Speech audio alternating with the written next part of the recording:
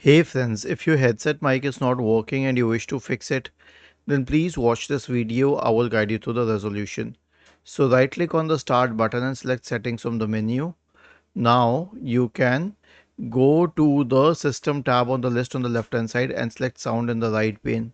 So we have the headset mic here, which is the output as well as the input, but it is not selected. By default, the speakers have been selected as the default output, which is a fact. So when we plug in something to the 3.5 jack, it will usually pick up the correct, it will usually make the speakers the output. But if it does not help, then you can simply change it to the correct headphones and now it will work. Look at this. The input is headphones and the output is also headphones.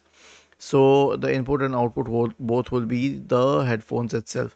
And the same goes for input. If it is something else in input, change it to the microphone.